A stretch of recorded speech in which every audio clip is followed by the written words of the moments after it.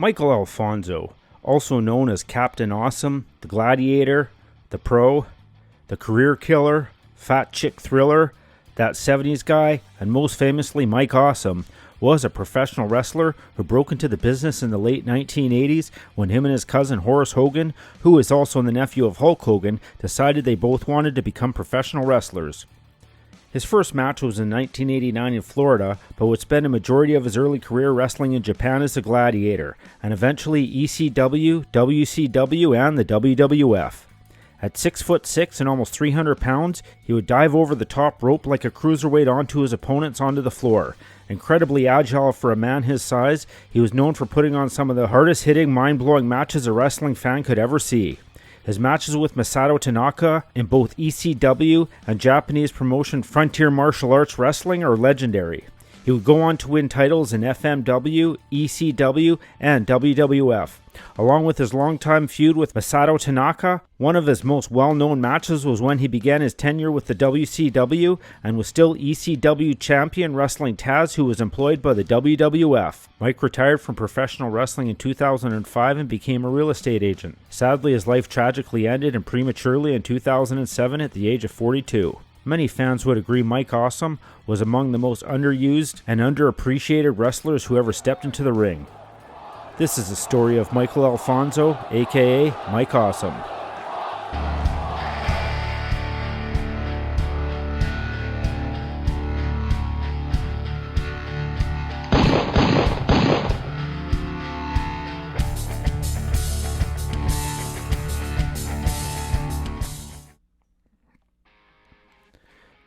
Mike was born in Tampa, Florida on January 24, 1965. Some of his first exposure to wrestling was at the age of 10, attending the matches at the Fort Homer Hesterly Armory in Tampa with other kids from the neighborhood, watching stars such as Dusty Rhodes and Jack Briscoe. He attended King High School in Tampa, Florida, and after graduating he worked in construction for a year and decided to study accounting at Hillsborough Community College, but had dreams of becoming a professional wrestler. He trained at Stan's Gym on 56th Street. After working out hard for a year and telling anyone that would listen his goals of becoming a wrestler, one of his friends from the gym wrote down Steve Keirn's number after seeing an ad on TV for his wrestling school. Mike made the call and went down and signed up, dropping out of college after 3 years. Although his parents were disappointed he dropped out of school, they were supportive of his dream. In January of 1988, he paid his $2,000 fee and began training at Steve Keirn's school along with Dennis Knight, also known as Midian, and would be the only two who would complete the training. He would also train with Al Green, who joined the class later on. Aside from learning how to take bumps, he would learn a lot of ring psychology from Lou Perez, who also smartened him up to the business, and was also trained early in his career by Jimmy Del Rey. Rising up from the land of the gator, he's a modern-day gladiator. 6 foot. His first match was a tag team bout, February 26, 1989, with his partner the Bubblegum Kid versus the Star Riders. After working in Pro Wrestling Federation and Florida Championship Wrestling, in March 1990 he made his way up to the USWA and began working for Jerry Jarrett. After 3 months and falling behind on his bills due to low pay, he headed back to Florida broke. And although he made some appearances for WCW, he was unsure if his wrestling career would pan out. He went back to college and began wrestling local shows part-time, where he was a heavyweight champion, but wrestling for free. He met a promoter who was sending a group of guys to Japan when one canceled, so Mike took his spot, which he believed saved his wrestling career. On September of 1990, he debuted in the Frontier Martial Arts Wrestling League in Japan and became known as a Gladiator, and would work for them on and off for 9 years. According to Mike, kayfabe was still very much practiced. The heels and the babyfaces would take separate buses and rarely even speak before the matches. He debuted in FMW as a monster villain on September 20th in a street fight teamed with Mr. Pogo against Atsushi Onita and Jimmy Backlund, which Mike's team won.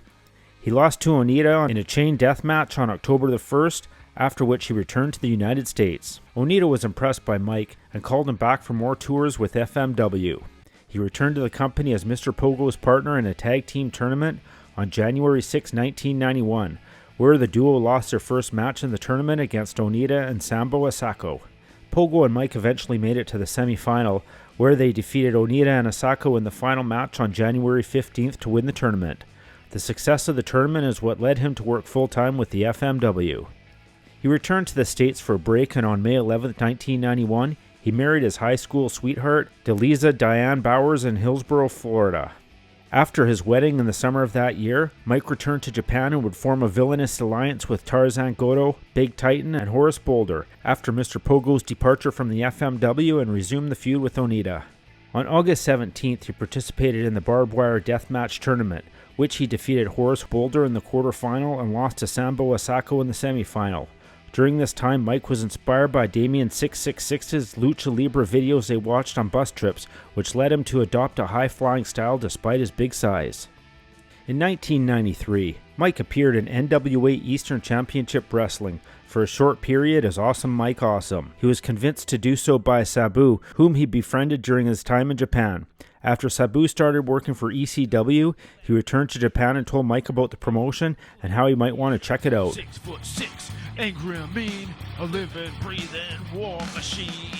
Made his name in the rising sun with the blood-soaked battles that he won. Although he was initially hesitant, citing lack of interest, Sabu managed to talk Mike into it, who used his frequent flyer miles to go to Philadelphia and wrestle a match for ECW, but was only making $50 an appearance. He returned to Japan and in 1993 formed another faction in FMW called Team Canada with Ricky Fuji, Big Titan, Horace Boulder, Dr. Luther, and Dr. Hannibal. In 1994, while in FMW, Mike was involved in the first ever explosion pool death match in a ring floating on pontoons in an Olympic swimming pool, complete with barbed wire and landmines in the water. He would also wrestle the original Sheik on several occasions, and the two became very close friends. On February 5, 1994, at ECW's event The Night the Line Was Crossed, Mike made another appearance in the promotion and nearly injured wrestler JT Smith when he performed a high-risk dive to the outside of the ring. Smith's back was folded backwards against a guardrail during the impact. This spot appeared in many ECW highlight reels, including the intro to a variety of their television programs for years to come. According to ECW announcer Joey Styles, his own reaction to the spot inspired his "Oh my God" catchphrase. Mike did a tryout match in the WWF as an enhancement talent on December 12, 1996, losing to Justin Credible, who was known then as Aldo Montoya, in a dark match for WWF Superstars of Wrestling. But Mike was making good money in Japan and didn't have much interest in joining the WWF at the time. Mike achieved the biggest success of his career in FMW as a gladiator, where he became 3-time world champion with 2 reigns as Brass Knuckles heavyweight champion and 1 reign as independent heavyweight champion. His second Brass Knuckles heavyweight championship reign from 1996 to 1997 was the longest reign in the title's history, lasting for 489 days. By 1997, ECW talent would make regular trips to Japan and appearances in FMW, including Paul Heyman, who was impressed by Mike's work and offered him a job. His first feud was with Masato Tanaka, who he had faced in several matches in Japan. In his first pay-per-view, Tanaka powerbombed him over the top rope through a table. In a 2005 interview with High Spots Network, Mike claimed he wasn't even paid for the match, which would become all too common, as later on Mike even refused to sign a contract with ECW as Heyman wasn't paying him regularly, if at all. Mike returned to FMW on August 26th and wrestled his last FMW match, in which he defeated longtime rival Super Leather for one last tour and broke his ankle and quit. After 2 weeks back in the US with his ankle barely healed, he went back to ECW and faced Balls Mahoney, where he blew out his knee on the opposite leg. Long before WWE fans were chanting "This is awesome," Mike Awesome was garnering those chants from the most hostile of crowds in Philadelphia. Moreover, he was doing so while main eventing with people like Spike Dudley. That's how awesome he truly was. After a year off to nurse his injuries, he was contacted by Johnny Ace and invited him back to Japan to work for All Japan Pro Wrestling. After a tour with All Japan, Mike returned home and was again contacted by Paul Heyman, at this time wanting him to make him the ECW heavyweight champion, and again promised to pay him. After a 3-way dance with Tanaka and Taz, Mike was the new ECW champion. One time and time his hand was raised. All his victims felt his rage. Shortly after winning the belt, and after several weeks of not being paid, Mike received a phone call from his cousin Horace Hogan, who was now in WCW and happened to be right next to his Uncle Hulk. Hulk got on the phone to Mike and told him to quit working for free. He introduced him to Eric Bischoff and got him a job with WCW. Because he was never on a contract with ECW, Mike was free to go. Once hired by WCW, he began receiving legal threats from Paul Heyman. Due to concerns over legal issues, WCW refrained from having Mike appear on their television shows with the ECW belt. Eventually, a compromise was reached. According to disclosed figures, his WCW contract was worth just under $280,000. Mike returned to ECW for one night and dropped the title to Taz, who was working for WWF at the time. When Mike showed up for the show, he had to wait outside and was not allowed in the locker room. His only contact with Paul Heyman at this point was through lawyers and faxes. Mike was disappointed having to face Taz, as he didn't trust him at all at this point, and would have preferred to face Rhino, as he was the only one he could trust. Lance Storm echoed perspective on Mike's decision to abruptly leave the Philadelphia-based promotion and noted that any heat was unjustified. He would state, "Mike got a lot of heat for the way he left ECW, but a lot of that was unjustified. The true story is that Mike was owed a significant amount of money from ECW and refused to sign a contract until he received all the money due to him. After repeatedly not receiving money promised to him, Mike accepted an offer from WCW that offered his family financial security. I'm not sure there is anyone in the business who would have done differently." During a video series for Kayfabe Commentaries, Justin Credible noted that Mike Awesome probably lost around $50,000 in unpaid money. His debut was on the April 10th, 2000 edition of Nitro, while still technically the ECW World Champion, where he was slated for a top spot. He debuted as a legend killer who feuded with Hogan and Nash. This was also the Nitro reboot, where Vince Russo and Eric Bischoff made the awkward decision to strip all of the champions of their titles to start over with the culmination of several tournaments at the coming of the Spring Stampede pay-per-view. Mike Awesome would debut from the crowd, siding with the New Blood stable and attacking Kevin Nash. Mike competed in the tournament for the United States title, but was knocked out in the second round to eventual winner Scott Steiner. In May 2000, Mike threw Kanyon off the top of the first level in a triple cage onto the entrance ramp, which solidified his career killer gimmick. But after the incident at the Bash of the Beach in 2000 and creative differences between Hulk Hogan and Vince Russo, Horace was fired, and being close to Hulk and staying close to him backstage after the match was over to make sure nothing happened to Hogan put Mike in Vince Russo's bad books. Mike went from the career killer to the fat chick thriller.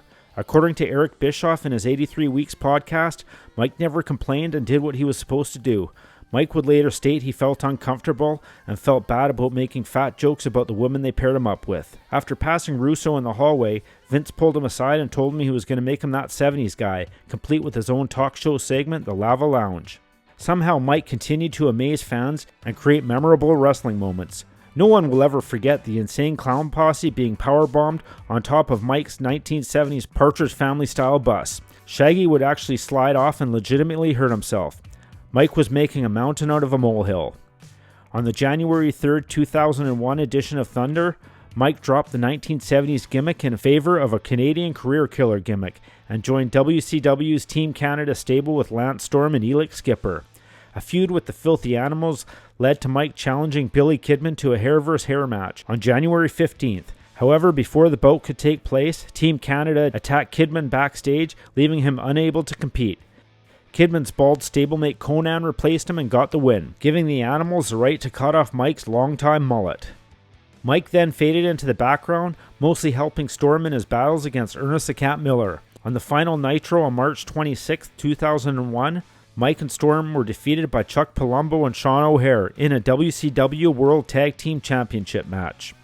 WCW had hired Johnny Ace, and in 2001, Mike believed things would turn around for him. He cut his mullet and was paired with Lance Storm, but unbeknownst to him, the company was bought out by Vince McMahon and everything changed. Awesome's what they say, all the sticks are filled up page with an awesome bomb, and you're never the same. Awesome's what they say, all the sticks are filled up page with an awesome bomb, and you're never the same. When the company was bought out by the WWF, Mike was one of the first wrestlers to get a phone call and offered a job. According to Mike, the politics in the WWF locker room made for a tense work environment. After the March 2001 purchase of WCW by the World Wrestling Federation, Mike became part of the Invasion storyline in the WWF. His WWF debut came on the June 25, 2001 episode of Raw during a match which saw Test defending his Hardcore Championship against Rhino. After Rhino gored Test against a wall and pinned him, he stood celebrating his new title, only to be attacked by Mike wielding a metal pipe. He then powerbombed Rhino onto a ladder and pinned him, becoming the champion himself due to the 24/7 rule. Mike was the first WCW talent to gain gold in the WWF, getting away with the hardcore belt before any WWF wrestlers could catch him. Mike's hardcore reign came to an end a few weeks later on the July 12th edition of SmackDown when he was pinned by Jeff Hardy, thanks to a distraction by Edge. Mike defeated Edge on the July 16th episode of Raw. The feud continued when Edge introduced his tag team partner Christian into the rivalry. Mike and Lance Storm were defeated by Christian and Edge at Invasion on July 22nd, Mike's first WWF pay-per-view match. From there, Mike's push diminished and appearing mostly on WWF's B shows. Mike re-injured his knee in a match with The Big Show on November 2001, which would cost him 6 months on the shelf. When he returned, he became the ECW heavyweight champion, but in his opinion, he was just a transitional champion. Mike believed he was held back creatively in the WWF and was not able to give the fans the type of matches they wanted. Mike returned to the SmackDown brand on the July 27, 2002 edition of Velocity, where he was defeated by Tajiri. Mike was a mainstay on Velocity, SmackDown's B show, for the next few months, jobbing to wrestlers such as Farouk, Bull Buchanan, Mark Henry, and Funaki. Mike was released from the WWF on September 27, 2002, along with Shawn Stasiak and Horace Hogan. Mike was quoted saying, "Being in the WWF sucked. I hated it. You had to kiss everybody's ass. You had to be on your political toes at all times. You would not believe the backstage politics. You were getting stabbed in the back constantly. I was so happy when I was told I was gone." Between blowing out his knee, having Paul Heyman in the office, and not being able to wrestle the style of matches he wanted to, he saw the writing on the wall.